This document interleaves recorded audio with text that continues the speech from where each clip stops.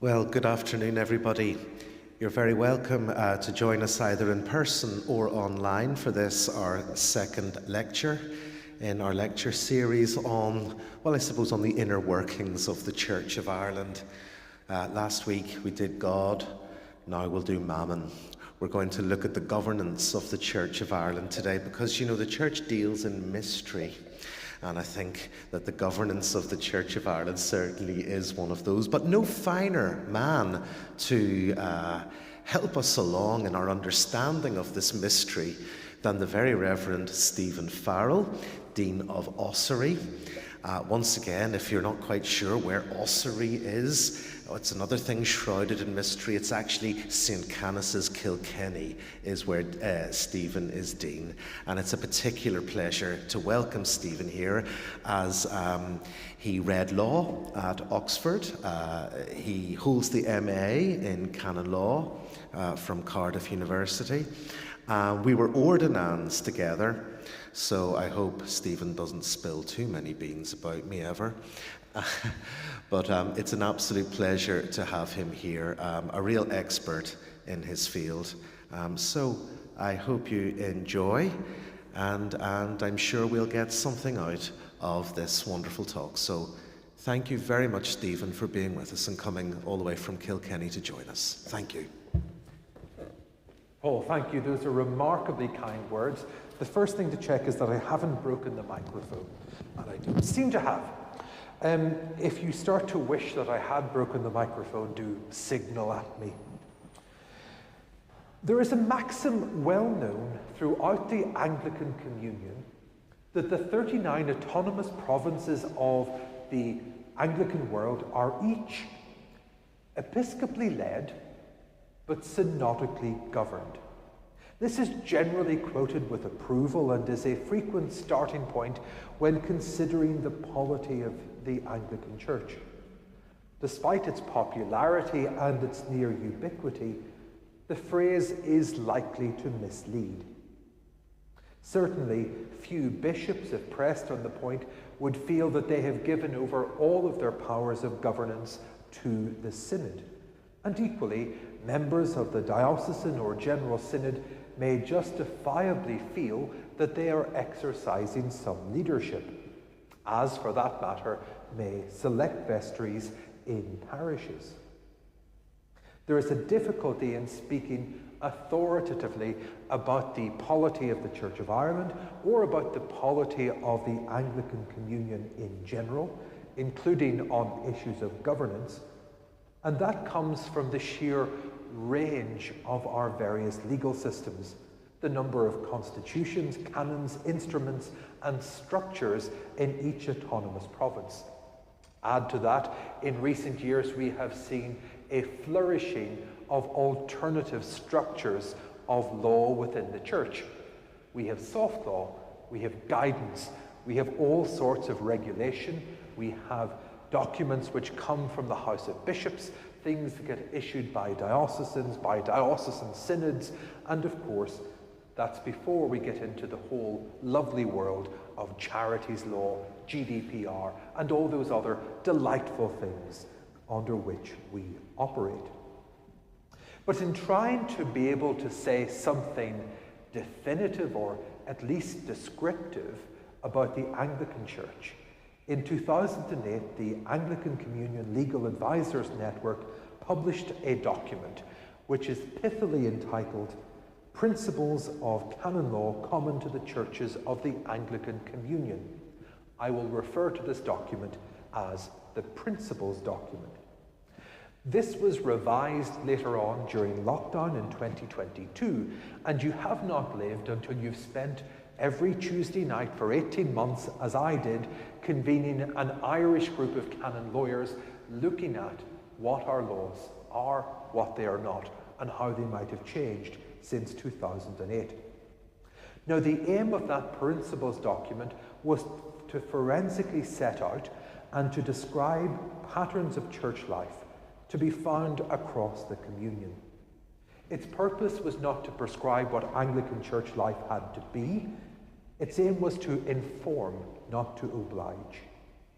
Now, what follows in the next half hour is a description of some of those principles, describing the operation of governance in the Church of Ireland, with particular relevance to issues, for instance, synodality, very much a hot topic in the wider church outside the Anglican world, and with a view to grounding the Church of Ireland experience in the context of the wider Anglican communion.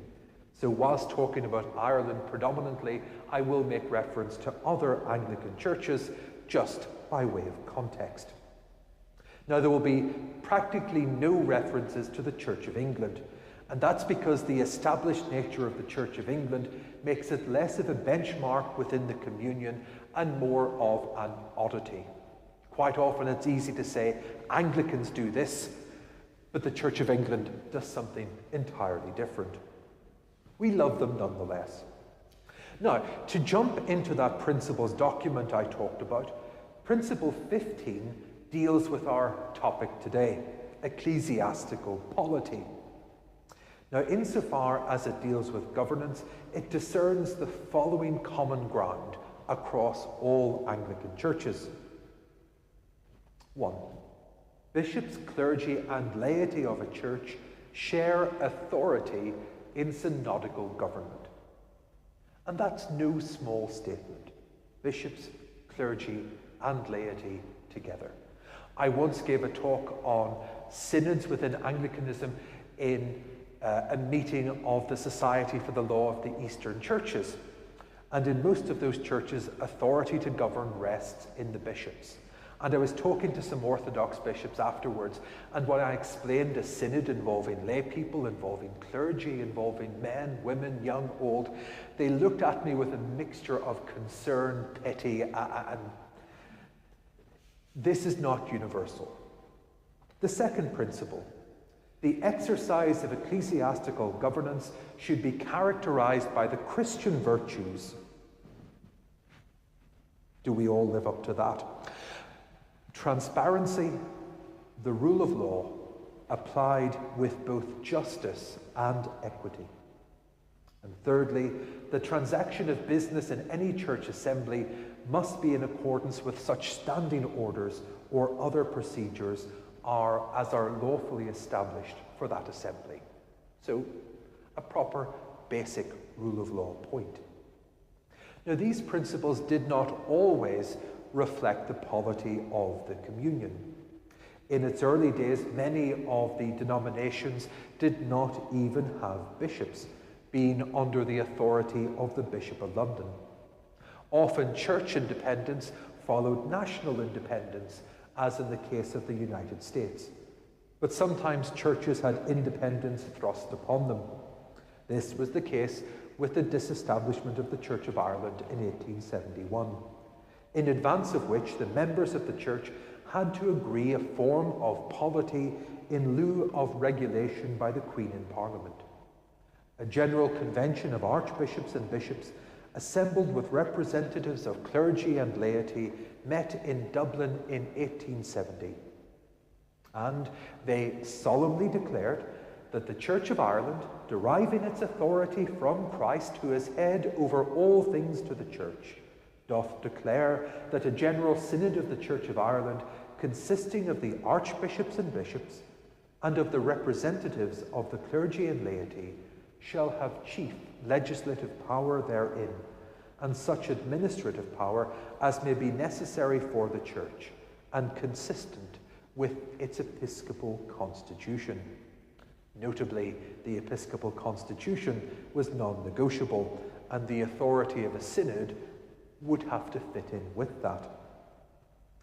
The Church of Scotland, in its canons, is keen to stress that it is the only Anglican province that lacks a direct historical connection with the Church of England, being a product of the Scottish rather than the English Reformation. And yet, its polity is recognizable to us as decidedly Anglican. It has a general synod comprising of bishops, clergy, and laity, and it has clear, familiar rules for conducting its business. So, synods. If you've ever been on a synod, These will be familiar to you. If you have not been on a synod, well, you have not lived. Principle 18 of the Principles document deals with synods and all forms of representative government in the church. And it's divided into a few points.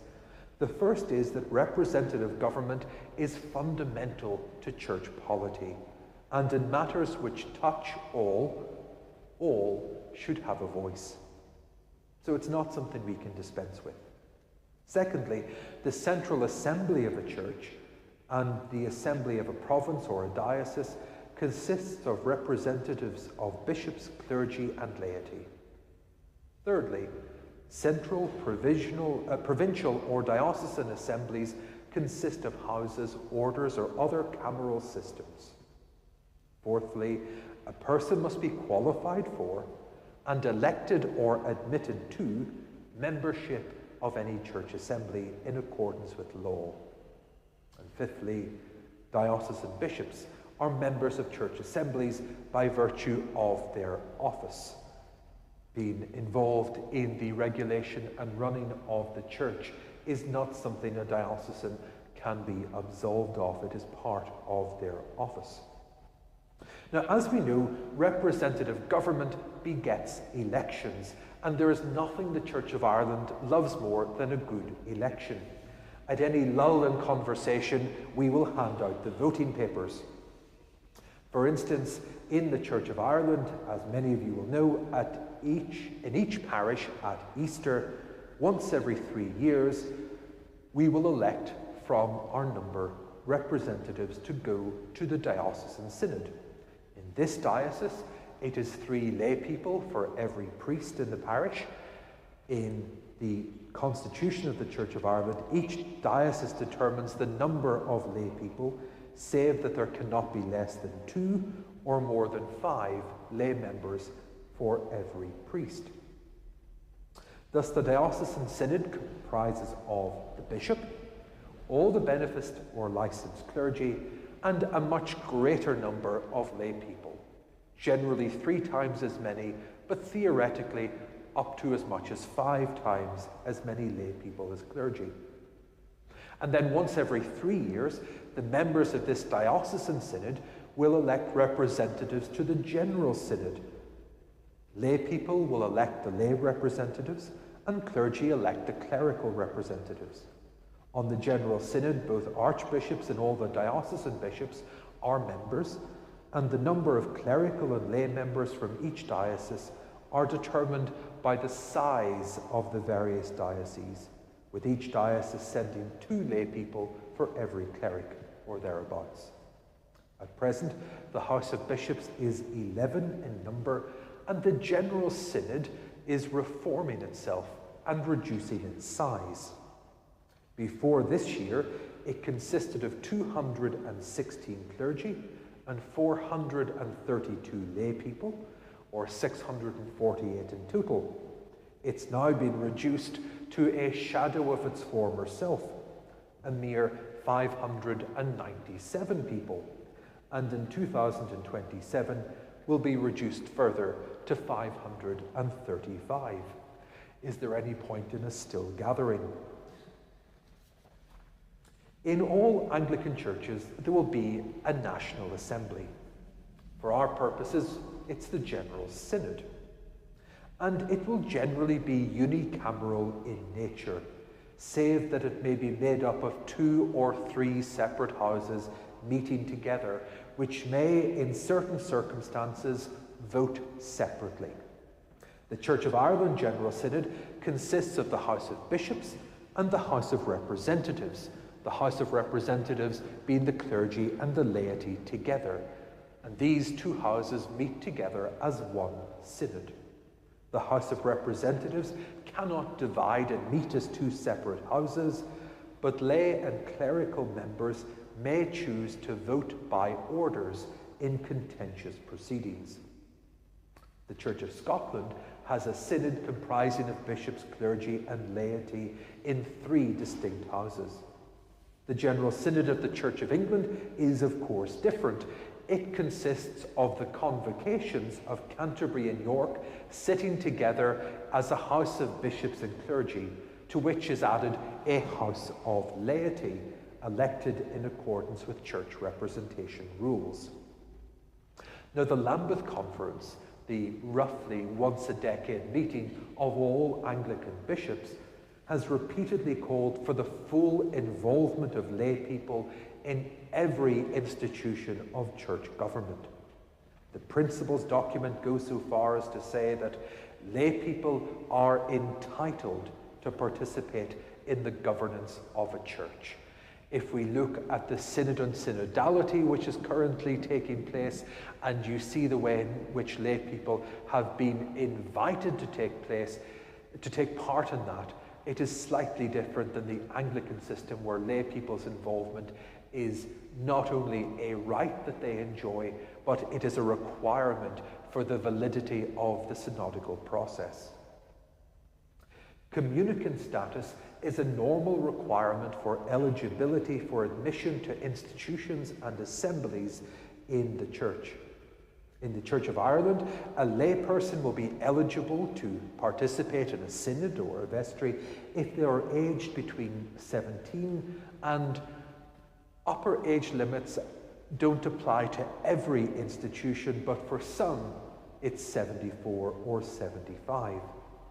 They also must be a member of the Church of Ireland and a communicant. It is unclear what is meant in the Church of Ireland by membership. The normal rule that is said is that you are a member of the Church of Ireland if you say that you are. No one has the right or the authority to lift the veil, to look behind, to try to examine the secrets of your heart and determine whether you are a member of the church or not. Obviously, it's slightly easier to say if someone is a communicant. There may be some interesting developments as we move forward ecumenically. One could understand that someone would be a communicant in the Church of Ireland, but consider themselves to be a member of another church. But the issue has yet to arise. Within a diocesan or a general synod, there will be a privileged position given to the bishops, reflecting our episcopal character. In the Church of Hong Kong, no resolution of the General Synod shall be implemented unless and until the acceptance and recognition by the Archbishop or by his commissary. In the province of Central Africa, if there is to be voting by house, as there must in any vote to change the liturgy, the laity vote first, followed by the clergy, followed by the bishops. In Ireland, if the bishops wish, they may vote as a separate house, after the representatives have voted, and after the result of that vote has been counted and declared. This can be seen as an effort to save the bishops from having to vote down any measure that was never going to make it past the laity and the clergy anyway. But equally, it could force the bishops to overturn something that has already received the assent of the laity and clergy. Given that the bishops may be reluctant to frustrate the wishes of those who are elected to the General Synod, their will clearly expressed in their vote, that provision could be said to limit the scope of the bishops rather than to enhance it. In Ireland, it's also possible for the bishops not to vote, and this is no barrier to the legitimacy of any resolution or bill passed by the Synod. No issue may be carried if the bishops voting separately fail to support it by a simple majority. Where the majority of the House of Representatives back an issue, but the bishops do not, that issue can be reserved to the next meeting of the General Synod, where it will require a 2/3 majority in the House of Representatives to be passed. And if it gets a 2/3 majority there, it can only be negatived by a 2/3 majority of the House of Bishops. Now, if they choose, the bishops at General Synod can withdraw and vote in private. This reluctance to be seen to vote may be designed to enhance the image of unity among the bench. In 2012, a General Synod some of us remember very well, the bishops voted publicly over a motion on human sexuality, with 10 in favour and 2 against. It cemented in the eyes of the Church divisions in the House of Bishops that all knew were present, but that had not previously been made public. By contrast, in a similar debate in 2017, the then primate prefaced a debate by saying that the bishops would not participate in the debate and they would not vote. His reasoning was that as the motion being debated called upon the bishops to take a certain course of action, it would be inappropriate for the bishops to engage in the debate, as that could prejudice any action that they were going to take on foot of the motion. To return to my opening maxim, that may well have been synodical governance, but it was hardly an example of episcopal leadership. In a similar way, in the 2017 meeting of the General Synod of the Church of England, debates on sexuality and gender identity were characterized by one writer as synod doing theology by endless anecdote. And the bishops in particular were criticized for failing to make submissions of any theological substance. I include that line simply because I like it. Principle 19 of the Principles document concerns legislative competence and the idea of subsidiarity. Should decisions be made for the entire church centrally, or should each diocese, should each parish have the right to make regulations for itself? The Central Assembly of a church may have a general authority to legislate for the whole of that church within its territorial boundaries. And an assembly of a church may introduce, amend, or repeal law subject to the procedural limitations set by law. Having worked on that document, that's a principle so general it means simply that we could not agree. Central church assemblies, like a general synod, must meet relatively frequently and certainly must meet regularly. In England, the General Synod meets twice a year. In Ireland, God be praised, it only meets annually. In Kenya, it meets every other year, and in Hong Kong, it must meet once in every 3 years. The principal functions of a General Synod are lawmaking, policy-making, and to a lesser extent, administration for issues that affect the entire church. For instance, the General Synod of the Church in Canada has authority and jurisdiction in all matters affecting in any way the general interest and well-being of the whole church. At a national level, there may be restrictions on the legislative competency of a church assembly. In churches with fundamental principles enshrined in their constitution, these tend to be issues like the 39 Articles, belief in God, the prayer book. They're protected, and they can only be changed subject to special procedures, or they may even be so entrenched as to be incapable of alteration. In the province of Central Africa, those fundamental declarations may be changed by the provincial synod only if the House of Bishops agree to it, as do the Standing Committee and each diocesan synod.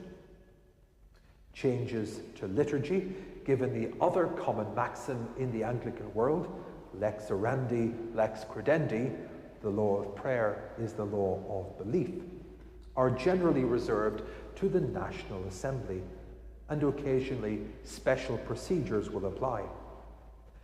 In the Church of Ireland, any bill that is going to affect the Church's liturgy or the Church's doctrine cannot be passed by the General Synod in 1 year.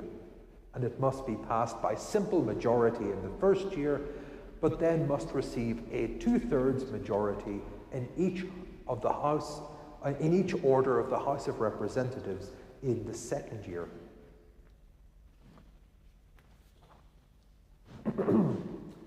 In Ireland, the General Synod has a broad general power to control, alter, repeal, or supersede any regulation made by a diocesan synod, so far as may be necessary to provide against the admission of any principle inexpedient for the common interest of the Church. The power is not used, but it is broader than anything I have seen elsewhere in the Anglican world, and it's extraordinary that it has never been slated for revision. Primates. Central assemblies, general synods, as in Ireland, are presided over by the primate, by the archbishop, by the metropolitan. In England, with its 2 archbishops, each is primate of their own internal province, and they are joint presidents of the synod. Ireland equally has 2 primates, each primate of their own province, but it is the Archbishop of Armagh, as primate of all Ireland, who convenes, calls, and presides over synod. But in his or her absence, the Archbishop of Dublin, or bishop next in the order of precedence, may preside. Now, in practice, the primate, to save having to chair 3 straight days of sessions, tends to share around the load. The Bishop of Tuam, as he now is, presides over legislative procedures as he chairs the Bills Committee. In Kenya, and I think this is worth noting, the Archbishop presides, but in his absence, the role passes not to a bishop, but to the dean. Very wise. An archbishop or a bishop may be assigned to the office of primate or other such presiding episcopal office in the church. In England and in Ireland, the primate holds the primatial see, Canterbury or Armagh, York or Dublin. In Scotland, a primus is elected by the bishops and may hold any see. In America, the presiding bishop is chosen ultimately by the General Convention, though originally the title was honorific and simply described the most senior bishop. A primate is responsible for general leadership in initiating, developing, and implementing the policy strategy of the church, and that will vary from church to church, and indeed from primate to primate. A primate represents a church in dealings with other churches and exercises such jurisdiction as is prescribed by law. The primacy is an office to which metropolitical authority customarily attaches, and this varies again from church to church, and many of the powers are seldom used. The most widely recognized power is that of visitation, that an archbishop could conduct a visitation in one of his or her suffragan sees. Relatively recently, the Archbishop of Canterbury conducted an episcopal visitation of the Diocese of Chichester. In the Anglican province of Hong Kong, metropolitical authority rests not with the office of primate, but is exercised by the General Synod. When we speak of church governance, when we speak of the increasing workload of governance, workload which is falling on parishes, which is falling often on a decreasing number of people, we often mean by that phrase a sort of shorthand to refer to the civil or secular demands placed on the church to allow the church to enjoy certain benefits available in the civil law. And the most obvious one of those is charity legislation. The desire to comply with charities law has occupied a reasonable amount of time of the central church in recent years, but it is about to occupy a very great deal of time in the local church. Last year, at the request of the Charities Regulator, the General Synod of the Church of Ireland made a seemingly inconsequential change to our constitution. Now, the change that was requested seemed utterly harmless, and I think it was. It was very minor. But the other side of a minor and inconsequential change is that I cannot see how it possibly seemed essential to the regulator. In time, I trust that we learn to push back just a little bit on the whims of our new regulatory overlords.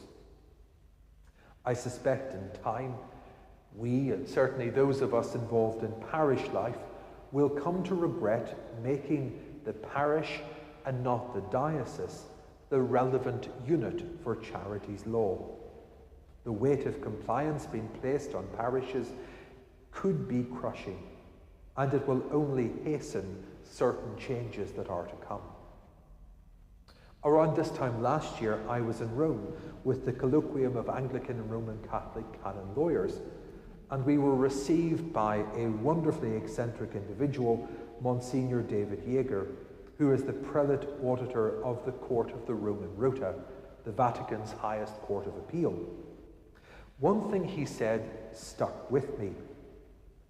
He criticized the Church in the West for being obsessed with being a charity, and with being the best charity that any charity could possibly be in the eyes of the state. And his point was this: the church is not a charity, the church is the body of Christ. Charity is just an avatar. Charity's law, I don't mean faith, hope and charity, I mean the requirements of the legislation, is just an avatar that the church uses to be able to act freely in the civil world. But conforming to charity's law should always be something of a secondary concern, not the primary focus of the church, which should be on the Great Commission. I wonder if the Church of Ireland is at risk of losing sight of that critical distinction. I hope it's been somewhat apparent in this frolic through aspects of our governance that the Church of Ireland, and indeed the 39 autonomous provinces of the Anglican Communion, are not episcopally led, but synodically governed. It is much more complex than that.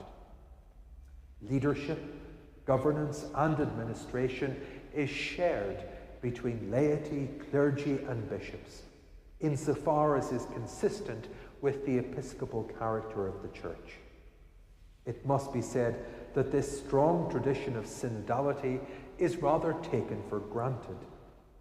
And yet, synod debates are perhaps not always as rigorous or as edifying as we might wish them to be. Yet it is notable that many of the most important decisions taken by the Church of Ireland in recent years, such as the decision to ordain women to all three orders, ecumenical advances, including the covenant with the Methodist Church, and liturgical reform as we relax our dependence on the historic Book of Common Prayer, have largely been made by general synods with large lay majorities.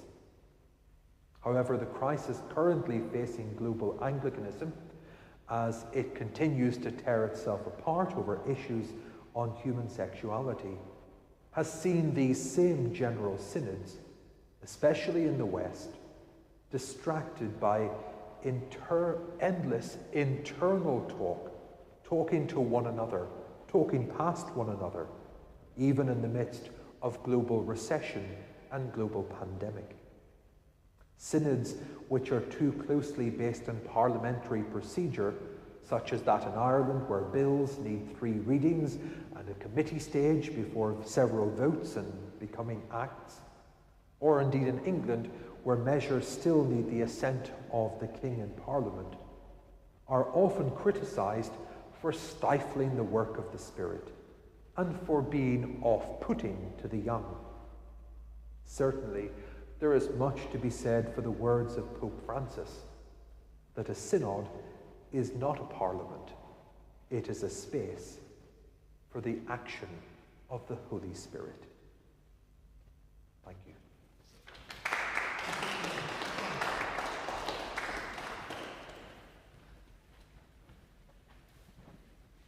Well, thank you very much, Stephen. Thank you for that very informative talk, very thought-provoking as well.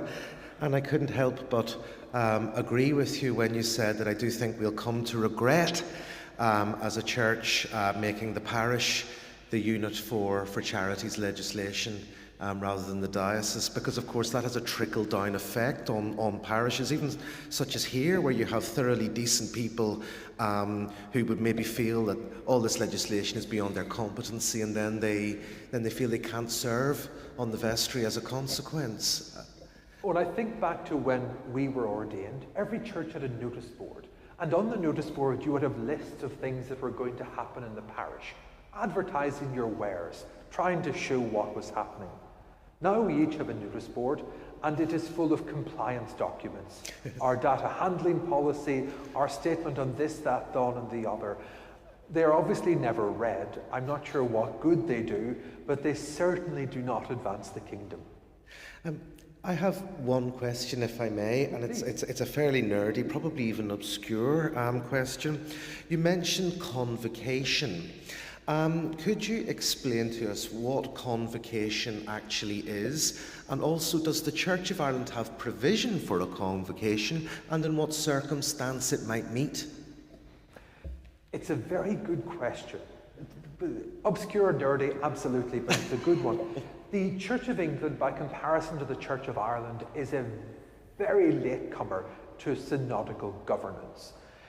It was 1960 that the Church of England General Synod was first convened. And to do that, they did not bring the Church of England together in a General Synod as we have done, but they kept to those historic bodies, the convocations of Canterbury and York, meetings of bishops with their clergy, which were designed originally as consultative bodies where clergy could voice their opinions to the bishops, but it would ultimately be the bishop, each in his, as it would have been, own diocese, who made the decisions. Whether we still have the ability to call a convocation post-disestablishment is an excellent point. And as much as I hate to disappoint, what I suspect was the thrust of your question, I suspect we don't have the ability to call a convocation in the way in which they are currently understood in England. Whether any particular bishop or archbishop could call their clergy together and name it a convocation is an entirely different point. They certainly could. Well, thank you very much for that. Very, very disappointing, but thank you nonetheless. I don't like to disappoint you. But by the way, does anybody else have any questions they might like to ask Stephen? Dermot?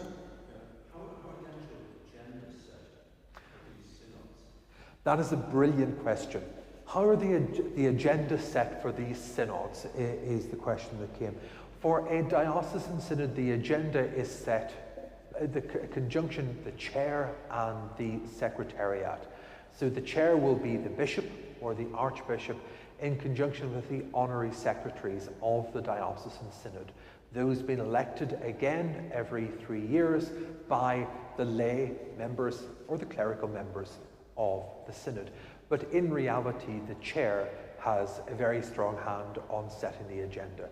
For the general synod, it would be the archbishop, most likely archbishops together, along with the honorary secretaries of the general synod.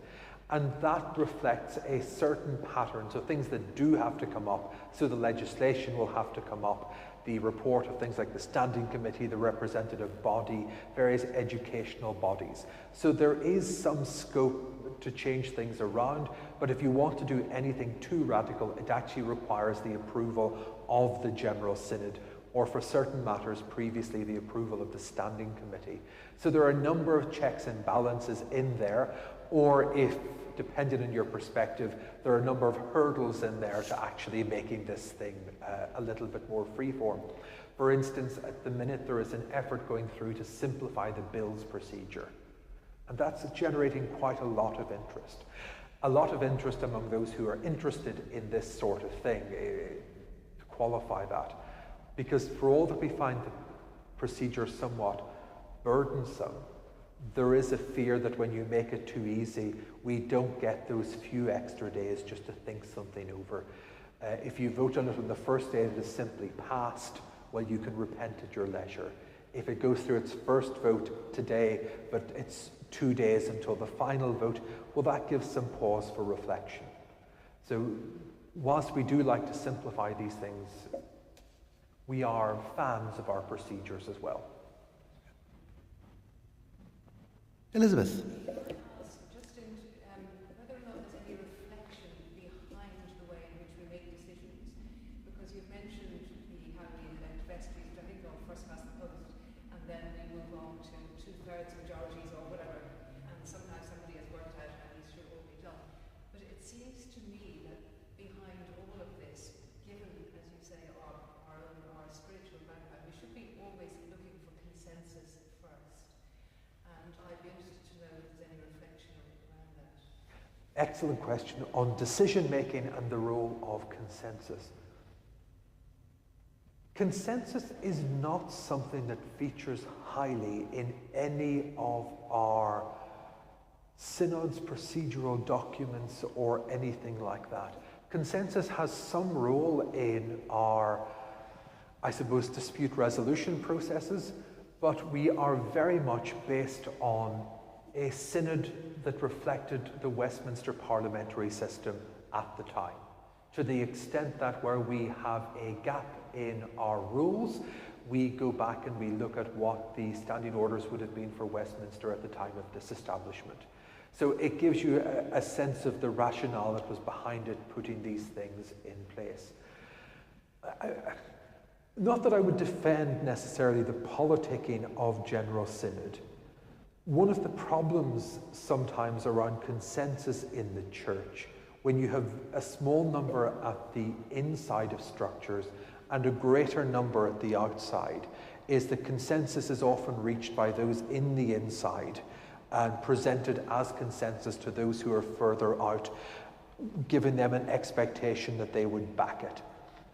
And one of the things that the General Synod has always done relatively well is that anybody in the room can get up and with a decent speech get the room behind them, and the best laid plans of those who thought they were in control of it can go off in a different direction. Sometimes I don't like the outcome of that, and sometimes you see that actually, yes, there is a grassroots movement that isn't happy with the sort of central consensus. But no, to answer your question, no, it's not a huge part of the current iteration of our decision making, perhaps in the future. Well, indeed, Stephen. Certainly one of my observations of sitting on a couple of committees and on General Synod is that often a consensus is presented to you, which it can be quite a distasteful modus operandi. But as you say, we get onto the floor and we try to persuade otherwise, and there we are. Any other final questions, just to round up? Your good self. Just curious about the eligibility for the laity, and just the word communicant. Does that mean somebody who can prove they've taken the Eucharist according to the Church of Ireland? Is that just what that means? Yeah, communicant is simply someone who has been admitted to Holy Communion, which means that in practice they have received. Communicant is not as important in rules in the Church of Ireland as it is in some other provinces. We tend to talk about membership. And we talk about membership in a very infuriating way because it is, as I've said, without definition. The person to ask about this is the Bishop of Cork, Cloyne and Ross, who wrote his master's thesis on what membership of the Church of Ireland is. So I would commend that to you. It is out there in the ether should you want to look into it more. But again, I think it is designed with a slightly establishment mindset, that it is not for ecclesiastical bureaucrats, it is not for clergy, it is not for anyone to determine membership. That is between you and your God. If you say you are a member, no one can question it, which again would have been the establishment mindset, and we see it also in the rules for things like baptism. There is not a process you have to go through to be able to bring either yourself or a child for baptism. You cannot be denied baptism. The rules are there, and the only stipulation is that if baptism is delayed, not denied, but delayed unduly, you can appeal to the bishop. So we see that in a number of ways, and I think when you put together the totality of our governance, very much those sort of entry requirements of either communicant status or membership are only used in a limited number of situations to avoid really trying to do a sheep and goat situation of working out who is in and who is out at any point. It's not hugely Anglican, I think, to do that. It's always a broad church, and the doors are wide open, yes. Metaphorically at least. Or at least we could define membership by anybody who can understand charities legislation. They come in. Yes, we'll also take any qualified accountants, and yes. But anyway, look, I think are we all questioned it? Arthur. The charities situation has driven a hole between good people on vestries and having just to fill the vestry with people, because there's no question about it that they're afraid, particularly a church like this, where it's let out to the public, things like concerts and whatever. And someone said, if someone falls over the step there, will I lose my house? Yeah. I don't want to watch the vestry. And we have seen that in some of the cathedrals, and I don't know what St. Anne's is doing, but vestries which have decided to incorporate, or cathedral boards which have decided to incorporate, to offer a greater level of protection. But of course, the greater level of protection that you go in, you set up a CLG or something, you've got a greater reporting requirements as well. So there is no easy way to solve that. And it is a shame. I mean, part of the problem is with parishes which rely on the goodwill and the endeavour of volunteers, the more of our collective effort that is taken up on issues of compliance, the less of our time and effort and ability that is actually given over to what is our central purpose. And that's a worry. I wish I had an answer to it, but I don't. Unless we do go back and try to find some money to have some of these things, which we replicate parish by parish by parish, a lot of these returns are standardized. If they could be done at a diocesan level or a rural deanery level, that could help. Well, sorry, if I can just sort of add to the problem of people in the vestry not wanting to be in the vestry because they could be sued. Yeah. We've had that problem, I'm from the Midlands, in that we have loads and loads of very, very old trees all around the graveyard, and especially out on the main road. And it came to the time that one part of the tree fell down in front of somebody. So then getting back to the financial side of it, we had to fundraise to get those trees down. We did ask for it from head office, and there was absolutely nothing, not a penny coming from them. And that's another problem, where you have to get big jobs done, where you're a small church, as it were, small, i.e. you don't have that many parishioners. So there are a number of things that, head office should take into consideration, in my opinion. Well, I know in Kilkenny, again, it's a similar situation around the cathedral. We use a lot by community groups. It's rented out. Again, that fear of a tree or a wall falling on a passerby. We all tend to keep quite good insurance, and provided, I suppose, we act in good faith and are not negligent, we hope that our insurance does a good job in protecting us. But again, it's part of, I suppose, a changing culture inside and outside the church that we are in some ways powerless to do anything about. But there are ways, I think, that within the church we could actually make it easier for smaller parishes by taking a certain greater amount of it in centrally. Well, we like to protect our reputation down in the country parishes, so we would not want an accident whereby anybody was No. injured or killed, or a tree came down on their car. So, I mean, we fundraised and we got the jobs done. We did it in 2 different stages, and all is well now. But like, if anything happened, we on the vestry could be sued, as well as the church being sued. Oh yeah, no, absolutely, yeah. Well, plenty to mull over, plenty to consider, and thank you for all the points you've raised. First of all, I want to say thank you for coming here, and thank you for engaging as well with what Stephen had to say. For all of you who are watching online, thank you very much for being with us as well from afar. But above all, thank you very much to Stephen. Thank you for coming, sharing your expertise, your learning, your knowledge with us, which you've imparted to us in a very interesting and informative way. So thank you so much, Stephen, and safe journey home.